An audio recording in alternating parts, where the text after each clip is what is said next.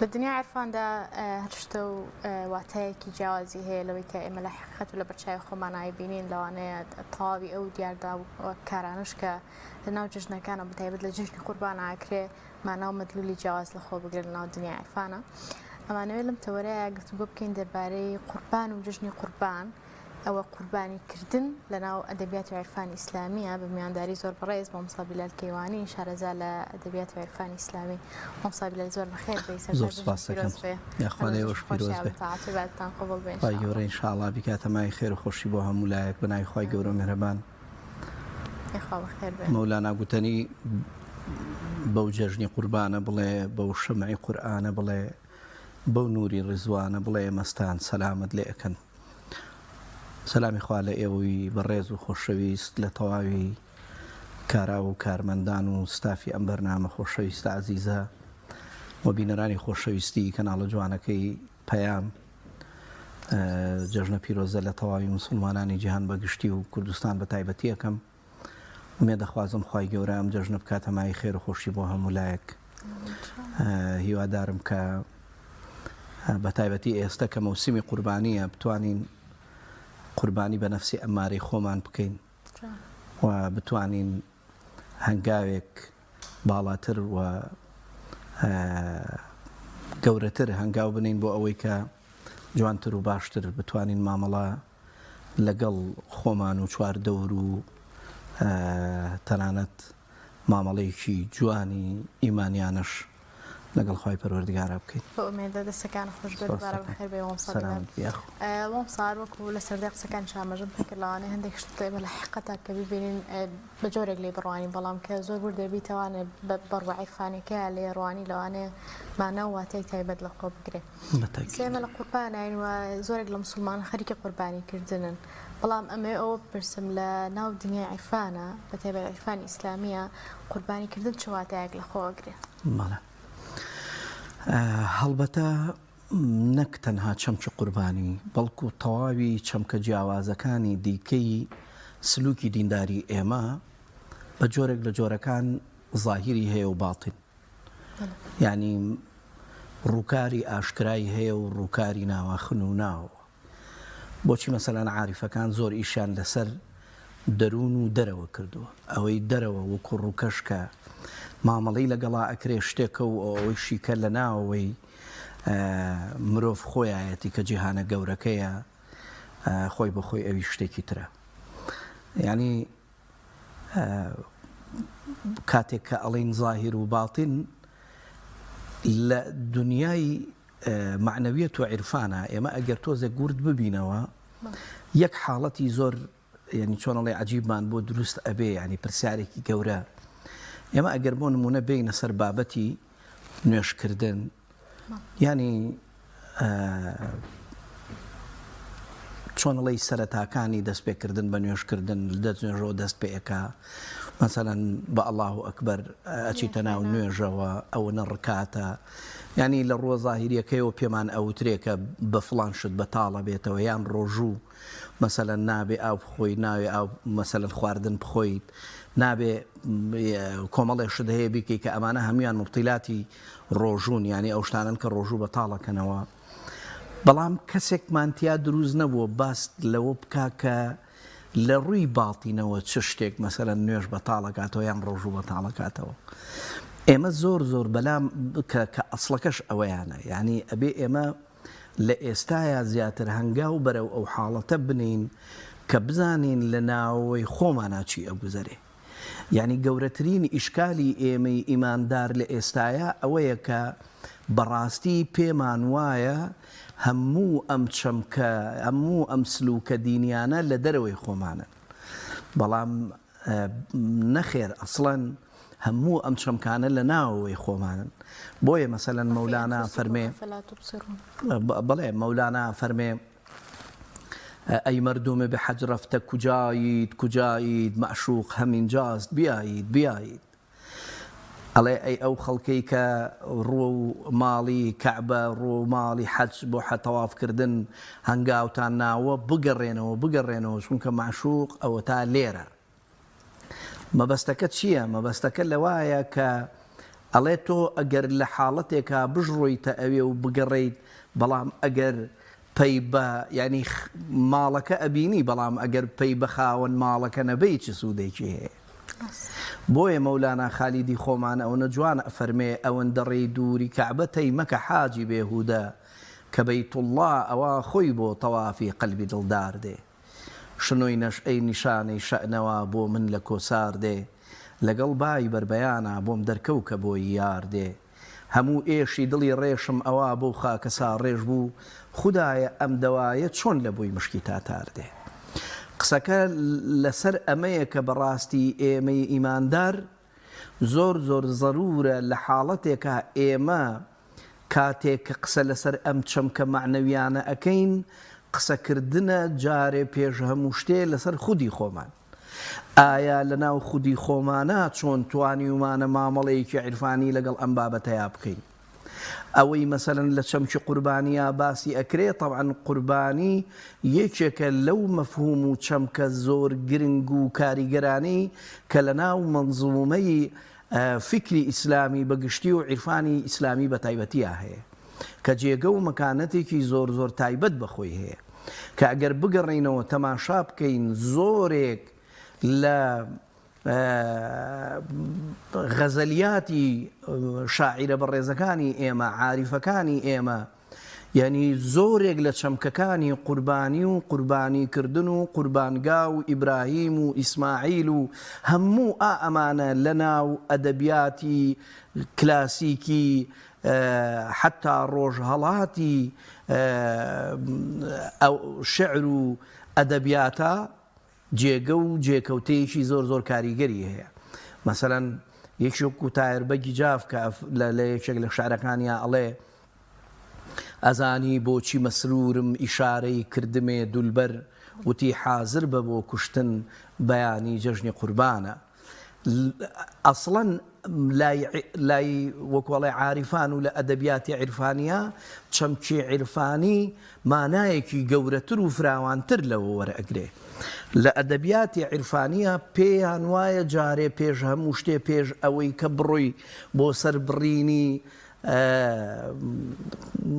ئاژەڵێک پێویستە بەشە حەیوانیەکەی خۆت بەشە ئاژەڵیەکەی خۆت لە ناو ناخ و دڵ و دەرونی خۆتا سەربڕی بێ. ئەگینا وەکو یەکێک لە عاریفەکان ئەڵێ گۆشتەکە بۆ قەسا بڕوا و ڕۆحەکەش بۆ ئینسان ئەڕوا. یعنی ئێمە ئەبێ دڵنیابین لەوەی لەم بابەتەیە چەمکێکی گەورەتر و فراوانتر دەرک پێ بکەین کە لە حاڵەتی ئاسایی یا دەرکمان پێ نەکردووە. بۆ نمونە یعنی کاتێک ئێمە باز لە چەمکی قوربانی ئەەکەین کاتێک کە باز لە مفرەدەیەکی زیندووی وەکو قوربانی ئەەکەین خۆی بۆ خۆی ئەم قوربانیە پێویستی بەوە هەیە ئێمە جارێ تەماشای خۆمان بکەین بزانین ئیسماعیلەکەمان چێیە. آخر وەختێک حەزرەتی ئیبراهیم سەلامی خوای لەسەر بێ حەزرەتی ئیسماعیلی بردە قوربانگاو بۆ ئەوەی کە بیکا بە قوربانی جارێ پێش هەموو شتێک ئەو تیغەکەی لەسەر گردنی خۆی دانابوو. یعنی آخر ئێستا ئەوانەی باوکن لەم بابەتە تێئەگەن چۆن جورئەتی ئەوە ئەکەن چۆن دەستیان ئەچێتە ئەوەی کە بتوانن بەڕاستی مامەڵەیەکی ئاوا جەریئانە لەگەڵ ئەولادی خۆیانە بکەن و بەخەونێک مناڵەکەیان برنە بەر قوربانگا و لەوێ سەریان بڕن. هەڵبەتە هەموو ئەمانە لە ئەدەبیاتی عیرفانە ئاماژە و ڕەمزن. کەسێک چۆن ئەگاتە ئەو قۆناغی کە وەکو جەناب فەرموود بە خەونێک کە ئیلهامێکە لایەن خۆی گەورەوە بۆی هاتووە دەسی بچێتە گیانی کوڕەکەیەوە گیانی جگەرگۆشەکەی تەنها لەبەرەوەی لایەن خواوە بۆی هاتووە. لەبەر ئەوەی کە ینی ئینسان وەختێک ئەگا ئابەمە کە بە دوای حەقیقەتا وێڵ بێ وەختێک ئەگا ئابەمە کە بەڕاستی یعنی چۆن ئەڵێی بیەوێ بگا بەخوا عەشق و تاسەیەکی زۆر زۆر گەورە و فراوان لە ناو ناخ و دڵ و دەرونیا هەبێ بۆ ئەوەی کە بەڕاستی تەنانەت بگاتە ئەو حاڵەتەی لە ناو ئەم بابەتەیە بە حەیات ئەگانەک بەمردن. آخر زۆربەی زۆری عورەفاکان باسییان لەوە کردووە ئەڵێن ئەگەر ئەتەوێ ژیانێکی دووبارە بە خۆت عەتا بکەی، ژیانێکی تازە بەبەر ژیانی خۆتا بکەی، بڕۆ خۆت بکە بە قوربانی.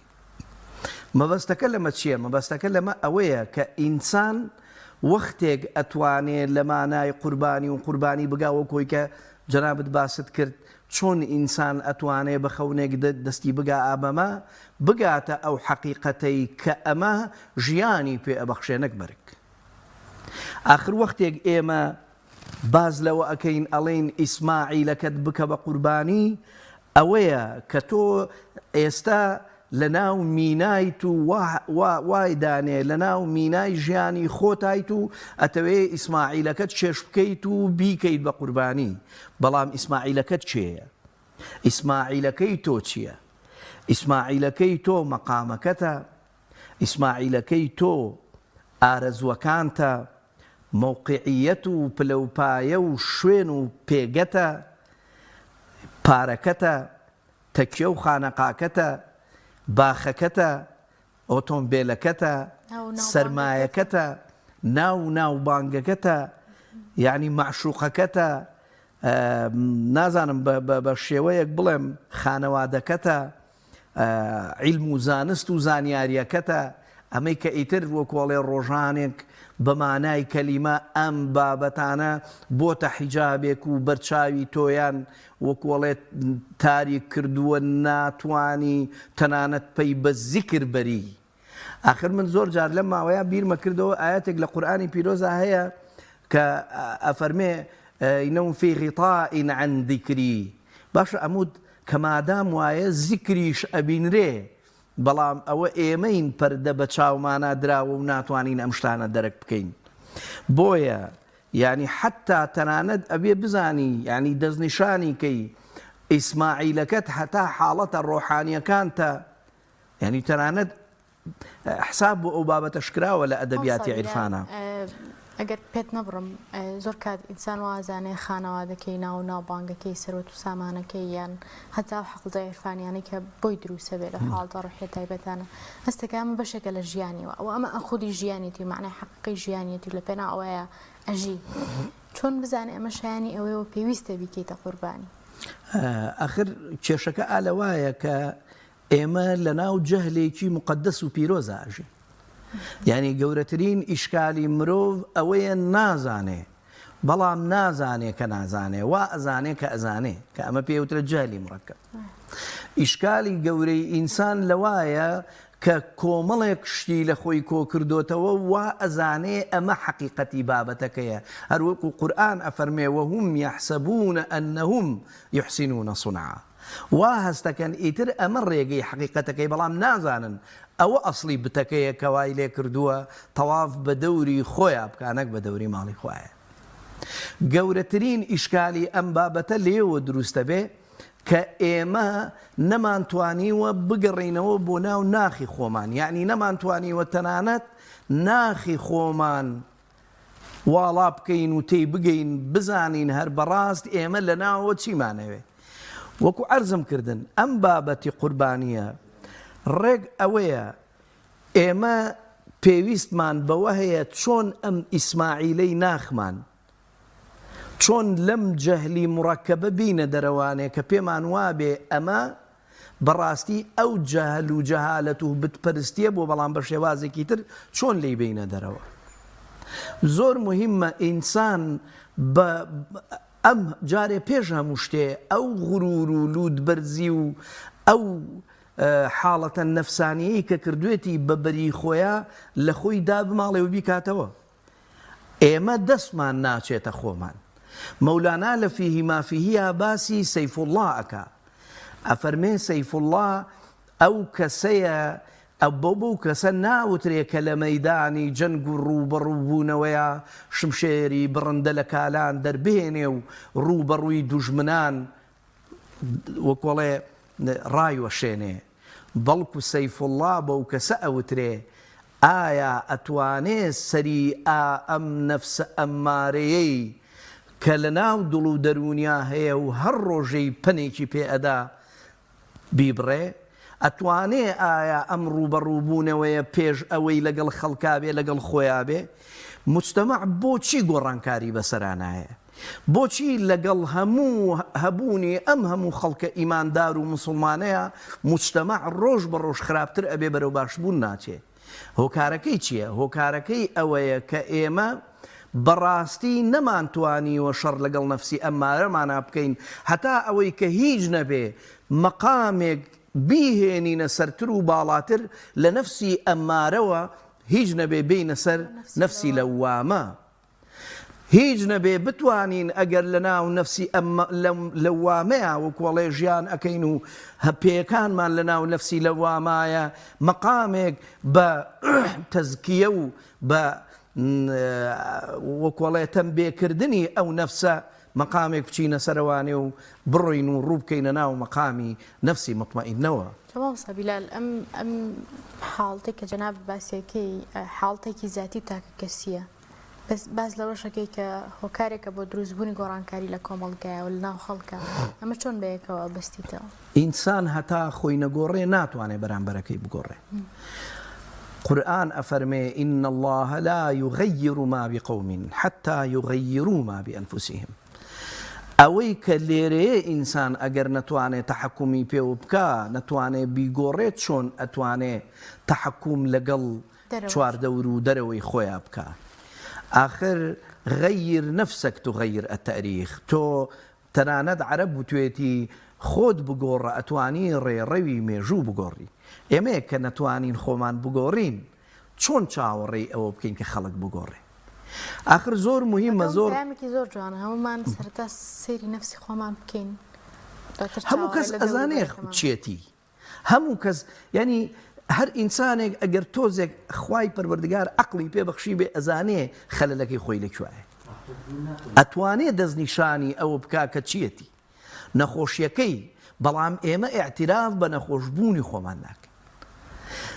ئینسان کاتێک کە حتا من زۆر جار بیرم کردۆتەوە لەوەی کە قورئان شیفایە بۆ دڵ و دەروون و ڕۆحەکان. لە چ کاتێکا شیفایە؟ لە کاتێکا تۆ دەرک بەوە بکەی نەخۆشیت و بە نەخۆشیەوە جی لە خزمەتی ئەم قورئان. ئێمە کەسمان دەرکی ئەوەمان بۆ دروست نەبووە کە نەخۆشی. هیچ طەبیبی نەدەهەت بیمەرەزی حەب و دەوا. من هەمەگی داد شەبم تاوەکی بە دەرمان برەسم. مەولانا فەرمێ هیچ دکتۆر و حەکیمێ بەبێ ئەوەی نەخۆشی هەبێ کەسێک دەرمان و حەبی پێنادا. بۆیە فەرمێ من هەمەگی دارد شەوم تاکی بە دەرمان بەرەسم. من هەموو وجودی خۆم ئەکەم بە دەرد و نەخۆشی، هەموو نەخۆشیەکانی خۆم دەستنیشانەکەم هەتا ئەوەی کە بە دەرمانی تۆ بگەم. ئێمە دەرک بەوە ناکەین کە نەخۆشی. آخر وەختێک کە تۆ دەرک بەمە نەکەی نەخۆشی ئەچیتە خزمەتی قورئان. قورئان چ گۆڕانکاریە لە تۆ بکە؟ چ شتێک لە تۆ چاک بکە و شیفا بۆ چ دەرد و نەخۆشی و وەکوڵێ عیلەتێکی ڕۆحی تۆ بهێنێ؟ ئێمە ئاعتراف بەوە ناکەین بەڕاستی کە وەکو عەرزم کردن نەخۆشم یان نەخۆشین، یان ئاعتراف بەوە ناکەین کە ئەم وجودەی ئێمە هەر ئەمەیە و لەمە زیاتر نییە. من چیرۆکێکی عیرفانی لە خزمەتتانە باس بکەم لە یەکێک لە شەریکەتەکانە بۆی کە جوان لە عیرفان و لە مانای ئەدەبی عیرفانی شتێ بگەین ئەو کاتە زڕونتر و باشتر لە قوربانیش حاڵی ئەبین. یەکێک لە عاریفەکان باس لەم بابەتە زۆر بە جوانی ئەکا. ئینسان چەندێکە وجود و قودرەتی چەندێکە هەر ئەوەندە خۆی معرەفی بکا و خۆی بناسێنێ. کاگە ئەحمەد ئەفەرمێ ڕەحمەتی خوای لێبێ، ڕەحمەتتان لێبێ ئەگەر 5 کیلۆ بوون مەڵێن 50. سقل و قورسایی خۆتان چەندێک بوو هەر بەو شێوەیە ئەوە دیاری بکەن. چۆنی ئاوا دەربکەوە؟ چۆن ئاوا دەربکەوە؟ ئەڵێ لە یەکێک لە کۆمپانیا گەورەکان پێویستیان بە کەسێکی سکوێرەتی هەبوو، بە کەسێک بۆ پاسەوان و پاراستنی ئەو شوێنە، بەڵام ناونیشانەکانیان هەمووی لە ئاگایی نامەکەیانە بڵاو کردبووە لەو ڕێکلامی کە کردبوویان. کەسێکمان ئەوێ باڵای بەرز بێ، بەخۆوە بێ، کەسێکی زۆر بەهێز بێ و کەسێک بێ بتوانێ ئیدارەی ڕوبەڕووبوونەوە بکە. ئەم ئاگایی نامەیەیان وەختێ بڵاو کردەوە، پیاوێکی زەعیف کەلانەی بچکۆلانەی ڕەشتاڵەی وەکوەڵێ ژەندەپۆشی بەرگ و جلی وەکوەڵێ تۆزاوی و جل و بەرگەکانی پیناوی و دڕاوی ئەچێتە بەردەم ئەم شەریکەیە، ئەڵێ فەرموو کاکە بۆ کوێ؟ ئەویش ئەڵێ وەڵا ئێوە ڕیکلامێکتان بڵاو کردبووە بۆ ئەوە هاتووم. ئەڵێن ئاخر ڕاستە ڕیکلاممان بڵاو کردبووە هەنێ، بەڵام ئەڵێ کاکە بەڵام وەڵامی ناوێ، من حەزەکەم بەڕێوبەری ئەم کۆمپانیایە کێ خودی خۆی ببینم. بۆیە ڕێگەیەکەن و ئەیبن بۆ لای بەڕێوبەر و بەڕێوبەریش ئاوا کە سەیریەکە خۆشی لە قیافەیەت و ئەڵێ فەرموو بزانم بۆچی هاتووی؟ ئەڵێ قوربان ئێوە ڕیکلامێکتان بڵاو کردبووانێ کە پێویستان بە کەسێکەیە بۆ ئەو بابەتە. ئەویش ئەڵێ بەڵێ بڵاومان کردبووانێ، بەڵام کۆمەڵێک مەرج و شەرتیشمان لەگەڵ یادا نابوو بۆ ئەوەی کە بەڕاستی بەرامبەرەکە خۆی بزانێ ئایا ئەوەیە یا ئەوە نییە، ئێمە بەکاری وێنین بۆ ئەم ئیشە. ئەویش لە وەڵامە ئەڵێ سیر کە جەنابی بەڕێوبەر، من تەنها بۆ ئەوە هاتووم کە پێت بڵێم من ئەو کەسە نیم کە تۆ داوات کردو. ئومێدەوارم لەسەر می حساب نەکەی، ئەوەی کە تۆ بەدوایە ئەگەڕێیت من نیم. بەڕێوبەری کارگە خۆشی لە لەفز و وەکوەڵێ قیافەی ئەم پیاوە دێ، پێی ئەڵێ ڕاستە ئێمە بەدوای کەسێکە ئەگەڕین ئەم مواسەفات و ئەم مەرجانەی تیابێ کە هیچی لە توانیە، بەڵام خۆشم لێت هات و حەزەکەم پێت بڵێم کە ئێمە لێرەین، باوا نەزانن ئێمە تەنها هەر بەهێزەکانمانەوێ، ئێمە لاوازەکانیشمانەوێ، ئێمە و کەسانەیشمانەوێ کە تەنێکی زەعیف و جەستەیەکی لاواز و لەرزۆکیان هەیە، نیازمان بەوانی شێ و ئەمانەوێ خزمەتی ئەوانیش بکەین. بۆیە پێڵێ ئەڵێ وەرە بڕۆ تەواوی بەشەکانی کارگە بگەڕێ، بزانە چ شوێنێکت بەدڵە با لەوێ داد بنێم. ئەویش ئەڵێ تەماشا کە جەنابی بەڕێوبەر، من تەنها و تەنها بۆ ئەوە هاتووم لەگەڵ خۆتاوە، بیستومە کە ئەڵێن پیاوێکی سەخاوەتمەند و کەریم و گەورەی، بۆیە تۆ نەبێ هیچ جێگەیەکی ترم پێ قوبوڵ نییە. ئەم چیرۆکە ڕێک کۆمەڵی ڕەهەندی عیرفانی زۆر زۆر گەورەی هەیە کە ئەوەی کە لەگەڵ خوابوون، ینی لەگەڵ هەموو جیهان بوون و هەموو گەردون بوونە. بۆیە ئەم ئیعتیرافی ئەم پیاوە ئینسان لە بەرامبەر خوایە بتوانێت جورئەتی ئەوەی هەبێ بڵێ خوایە ئەوەی کە تۆ لەسەر حساب کردو من ئەوە نیم، خوایە ئەوەی کە تۆ منت لەسەر ئەساس و بنەمایەکی ئینسانی و ئیمانی و ئەخلاقی بۆ ناردووە لەسەر می حساب مەکە بەخوا من ئەوە نیم. بۆیە یەکێک لە شاعیرەکانی خۆمانەوە بزانم دکتۆر سەوا بەرزنجیە زۆر جوان ئەفەرمێ بە منداڵی ئەمن پێم نایە مەکتەبخانەکەی تۆوە، کەچی هێشتا بە ناخێری خەریکی دارەدارێکم. ئاعتراف بکەی بەوەی کە ئەگەر چی لە قیمە و لە جێگەیەکی زۆر زۆر گەورە و فراوانای، بەڵام هێشتا لە مەیانی خزمەتکردن و عەشق و مەحەبەت و گەیشتن بە مەعشوقا هێشتا هەر مناڵی و خەریکی دارەدارە و پێت نەگرتووە، هێشتا هەر لە سەرەتای. زۆر کات کە ئەبینی لەگەڵ ئەم هەموو بانگخواز و ئەم هەموو وەکوڵێ ئیماندار و خەڵکە موسڵمانە کە وجودیان هەیە و کە ئێستا سوپاس بۆ خوا لە مەراسیمی گەورە و پیرۆزی حەج و زیارەتکردنی ماڵی خوایە، بە ملیێنان خەڵک تەوافی ماڵی خوایان کرد، بە ملیێنان خەڵک لە جەبەل الرەحمە لە کێوی عەرەفاتە وەستان و دنجا و پاڕانەوەیان کرد.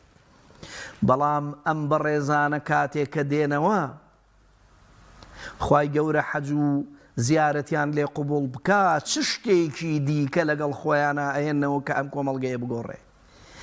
زۆر جار ئێمە ئەچین بۆ سەفەرێکی زۆر ئاعتیادی لەو سەرەوەیەی نەوانێت چەپشێ گوڵیان دیاریەک ئەگرین بە دەستمانەوە بۆ کەس و کار و خانەوادەمان بێجگەل لە دیارە مادیەکان چ نیشانەیەکی ڕووی حەبیب ڕووی مەحبوب ڕووی معشوق تۆ جارێکی تر ئەدەیتەوانێ بە کەس و کار و بە چوار دەورەکەی خۆت چ شتێک ئیزافە ئەبێتە سەر ژیانی خۆت هەتا ئەوەی کە لەم بابەتە تێبگەی.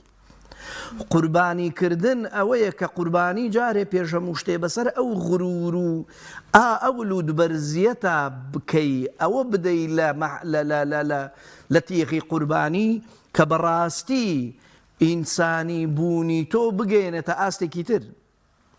آخر مەولانا کاتێک کە باسی قوربانیەکە نمونەیەکی زۆر جوان بە مانگاکەی بەنی ئیسرائیل هێنێتەوە. ئەفەرمێ لە سەردەمی حەزرەتی موسایە سەلامی خوای لەسەر بێ وەختێک کە کەسێک بە بێتاوانی کوژرا و بەڵام تاوان بارەکە بوو کوژەکەیان نەئەزانی هاتنە خزمەتی حەزرەتی موسا و پێیانوت ئەی موسا بەخواکەت بفەرموو حتا ئەوەی کە بکوژەکەمان پێ بڵێ. وەختێک کە خوای پەروەردگار بە حەزرەتی موسای فەرموو بڕۆن مانگایەک لەم شێوازە ئەمە مواسەفاتەکانیەتی سەری ببڕن خوێنەکەی بند لە دەمی کوژراوەکە بکوژەکەیتان پێ ئەڵێ خۆی.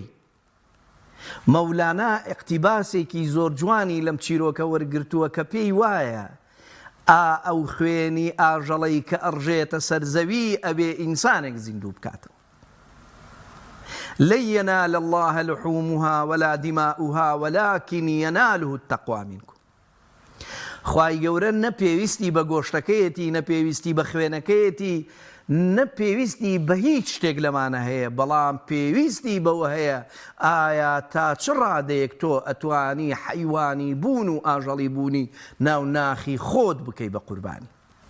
چۆن ئەتوانی لەو چوارچێوە داخراوەی منگەرایی و خۆشەیدایی و خۆپەسەندیەی خۆت بیتە دەرەوە بۆ ئەوەی کە بتوانی جێگەیەکی گەورەتر و مەئەمەنتر و باشتر لەگەڵ معشوقی ئەزەلی و نیگاری ئەبەدیا جێبەجێ بکەیت. ئەمسام پرسیارەکەم و دوایش حەزەکەم شارێک غەزەلێکمان بۆ بخوێنینەوە لە فقی ئیسلامیە لە کاتی قوربانیکردن ئاژەڵێکێکی بە قوربانیە بێ هیچ عیب و عارێکی تیانە بێ هەتاگەر دانێکی بچووکیشی بێ نشکا پرسیارێکی دقیق و جوان برینێکی وای نەبێ شاخی نشکا بێ بەدڵنیایە قاچی نشکا بێ زۆر زۆر زەعیف نەبێت یعنی شایەنە قوربانیکردن بێ.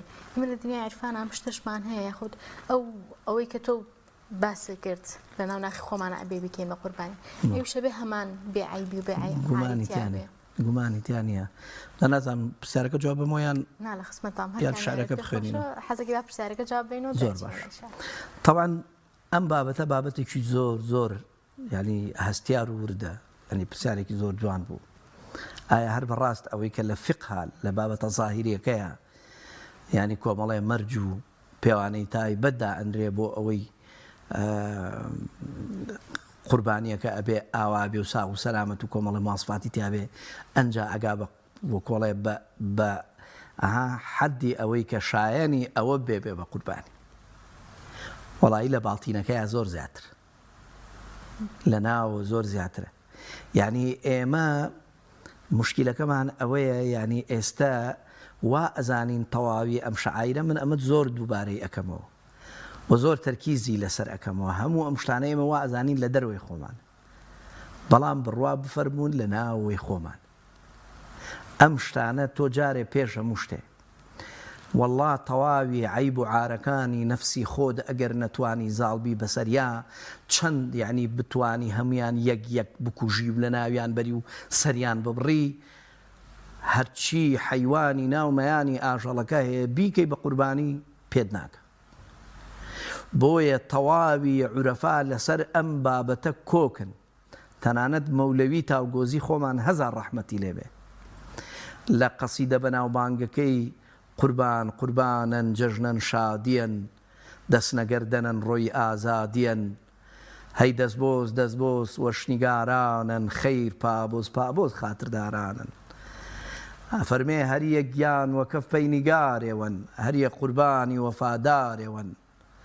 دوایی بەخۆی ئەڵێکی بە معشوق ئەڵێ ساتۆیچ من وەرە بە قوربانی کە من بە قوربانی ڕای ڕەبانی کە ئەڵێ ئەوسا کەمتر من زۆخ کەمتر ئەوسا منی کەمتر زۆخم وەردە بۆ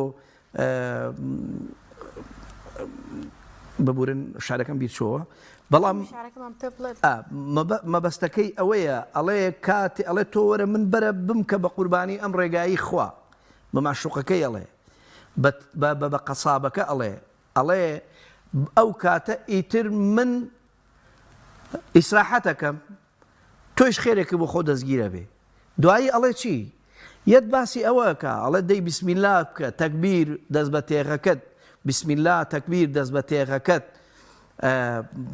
وەرە ڕێک ئەڵێ وەرە من بکە بە قوربانی دوایی ئەڵێ چی بەخۆی ئەڵێ مەعدومی بەدبەخت ناتەمامنی ڕاسەن بێدەوڵەت خەیاڵ خامنی قوربانی مشیۆ جەعەی بەری بۆ فیدایی پەسەند ڕای دڵبەری بۆ خۆ زۆرمان هەبوو لە مەیانی جەنگو لە سەردەمی پێغەمبەری خوایە عەلەیهی سەڵات وەسەلام خۆیاندا بە کوشت خۆشیان کوشت بەڵام یوقاتیلونە ڕیاءەن بەس بۆ ئەوەی کە خەڵک پێیان بڵێ کەسێکی ئازاد نەچوونە بەهەشت نەیانتوانی معشوق وەدەست بێنن بۆیە تەواوی ئەو کەم و کورتی و ئەو ئاژەڵ دۆستیەی کە لە ناو ژیان و ناوەی ئێمە هەیە ئەگەر نەتوانین بیکەین بە قوربانی گومانی تیانە چەندین ئاژەڵی شکەین بە قوربانی جێگەی ئەو قوربانیە ناگرێتەوە کە لە ناو ناخی خۆتا ئەبێ بیکەی بۆیە فەرمێ مەعدومی بەدبە مەعدومی نازناوی مەولەوی تاوگۆزی خۆمانە لە شعریە نازناوە شعریەکەیەتی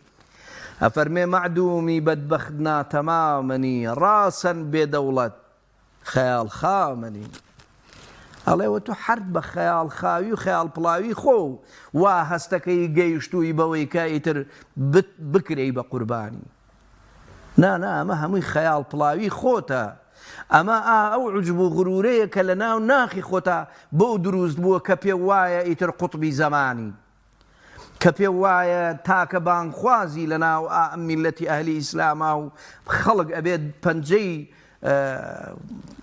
شەهامەت و گەورەی و وەکوەڵێ لێزانی و پێزانی تۆ ڕاکێشێ بۆت ڕاسەن بێدەوڵەت خەیاڵ خامنی قوربانی مشیۆ جەعەی بەری بۆ قوربانی چۆن لە بابەتە زاهیریەکەیە ئەبێ لە عەیب و عار بەری بێ هیچ عیب و عارێکی نەبێ وەکۆی کە جەنابەت لە زاهیرەکە باسە کرد بەخوا لە باڵتینەکەی ئەبێ ئاوا بێ ئەگەر نا قوربانی باڵتینت چاک نەبوو بێ قوربانی زاهیرت ئەوە دڵنیا بە لێ قوبوڵ ناکرێ تۆیە کە نەتوانی زاڵ ببی بەسەر ئەنانیەت و خۆپەرستیەکانی خۆتا تۆیە کە نەتوانی ئەو حب و غەریزە زۆر گەورەیەی کە هەتە بۆ تەواوی ئەو شتەی کە ئەتەوێ بەدەستی بێنی و لەسەری ئەنواع و ئەشکال خەڵکت ناشرین و ڕسوای دنیا و قیامەت کردووە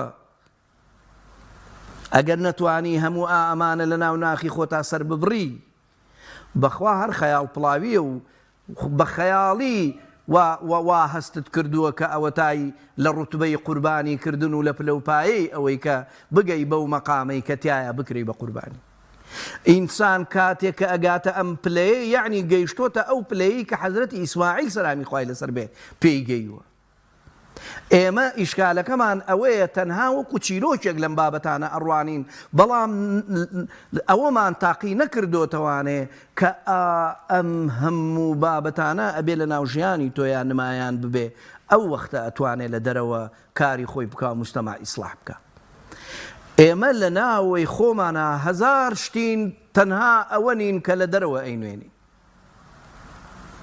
لە ناوەی خۆمانە ئەوەندە دنیایەکی جەنجاڵ و فرە ڕەهەند و فرە بوعد و کۆمەڵشتی لەم بابەتانین تەنها ئەوە نین کە لە دەرەوە ئەینوێنی هیچ مهمێکی تیانیە کە ئێستا من لە خزمەتی ئێوە و ئەم برا بەڕێزانە و تەواوی بینەرانی خۆشەویستە لێرە کە دانیشتوم هەڵە نەکەم و کارێ نەکەم کە مەسەلەن جەنابتان و بینەرانی خۆشەویست بڵێن ئەرێ و کابرا بووە ئاکە هیچ هونەرێکی تیانیە چونکە لێرە ئاگایی و تەواوی بیرکردنەوەکانم لەسەر خۆم و ئەزانم بە جۆرێک هەڵس و کەوت و ماوەڵە بکەم کە هیچ غەڵەتێ نەکەم ئەوە مهمە کاتێک کە ئەڕۆمە خەڵوەت و تەنهاییەکانی خۆمەوە لەوێ هەڵەنەکەم لەوێ نەبمەوە بە ئەو ئینسانە ئەسڵیەی کە هەمیشە هەر ئەوە بم یەک ڕەنگم و بێ ڕەنگم و ڕەنگین بە هەموو ڕەنگ بەم ڕەنگە دەبێ ڕەنگ ڕێژی عیشقی حەقیقی.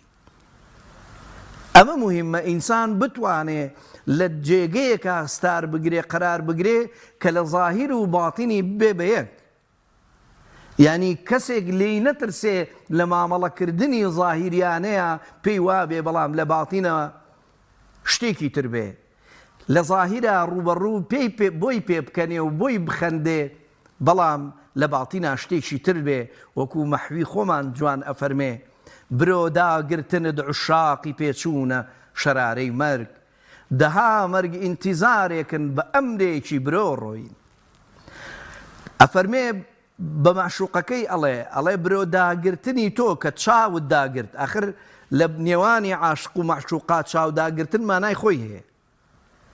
ئەفەرمێ کاتێک کە چاوی معشوق چاوی لە عاشق داگرت برۆ داگرتنت عشاقی پێچوونە شەرارەی مەرگ. ئەڵێ یەک پارچەم عشاقەکان هەر هەمیان وەختێک کە تۆ چاوت لێ داگرتن گەیشتنە ئیتر شەرارەی مەرگ و مردن و تیاچوون و لە ناوچوون. دەها مەرگ ئینتیزارێکن بە ئەمرێکی برۆ ڕۆین. سەیری ئەم برۆ داگرتنە ئەگەر ئاهات زۆر جار ئەو جەلادانەمان بینیوە تەنها بە ئیشارەتی برۆیەک چەنەها خەڵکیان ناردۆ بۆ مردن و فەوتان و لە ناوچوون. یەک ئیشارەتی ئاوا بە برۆ بۆ ئەو کەسانە کردووە کە ینی بۆ مردنی ناردوون.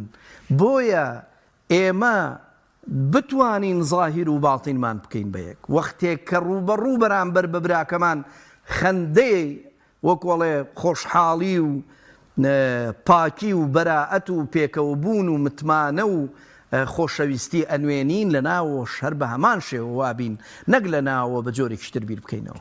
دەستەکان خۆش بێ زۆر زۆر بە پێچوانەوە خۆشحاڵ چۆنین ئاوا خۆمان دەربخەینەوە هەروەها ئەوەی کە لە ناخمانایە و دەستی گرتوین و ڕێی لێگرتوین و ڕێگەی ژیانەوەمان نادا بتوانین لەم جژنی قوربانایە بکەین. دەخوازم ئینشاءڵڵا بۆ دوای جژنی قوربان ژیانێکی تازەمان بە قەسیدەیەکی جەناب ئینشاءڵڵا کۆتایی بم خزمەتتانم بە چینە خزمەتی سپاس بۆ ئێوەش.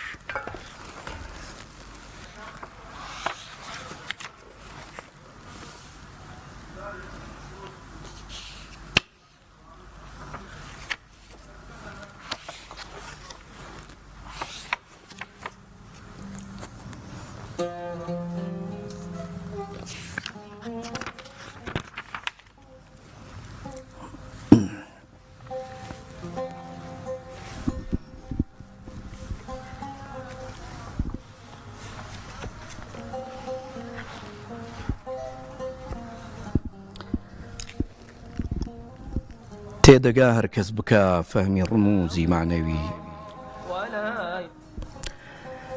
تێدەگا هەرکەس بکە فەهمی ڕموزی معنەوی هیجر وەصڵە نار و جەنەی ئایەتی لا یەستەوی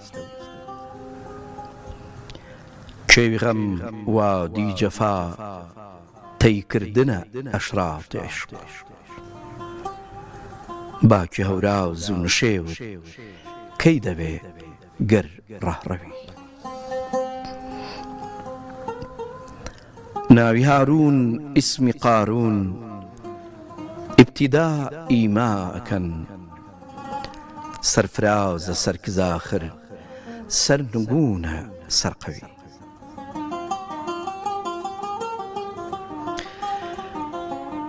ئەی لەسەر تەختی غینا ئەمڕۆ سبەینێ تێدەگەی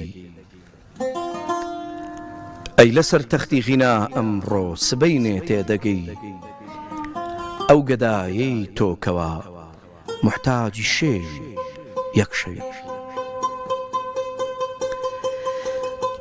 دەنجی پێی ئەحبابی ڕۆیی و پڕ بە عالەم مەوجەدا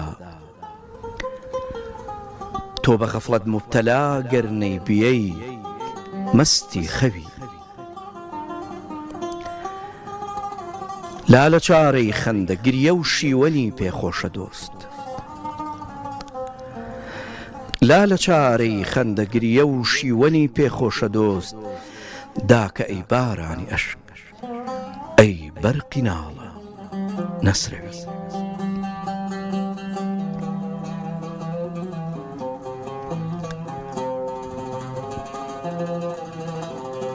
باسی چی بکەم بێکەرانی بەحری پڕتەشویری عشق تاقە قەترێکی فتوحاتە نمێکە مەسنەوی. ساعیدی دەرکەوت و عالەم بوو بە موسایی هەموو. ساعیدی دەرکەوت و عالەم بوو بە موسایی هەموو. موعجیزەی لێوی بەدەرخا جوملە دەبنە ئەی سەوی. زامی عاشق بوونی ئەو وەحشی نیگارە مشکلە. مەبیە هەرگیز ئەم قسە عەنقا دەبێ وەک کەوکەوی. چاوی بیماری بە وەعدی تیرە بارانی نیگار گفتیدا جەهدێکە ئەی دڵ بەڵکی تۆشی بەرکەوی.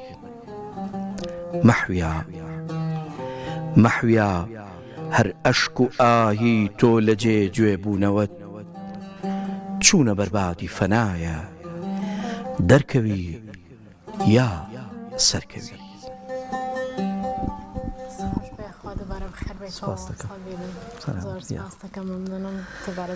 سپاس مەمنون سپاس بۆ ئێوەش.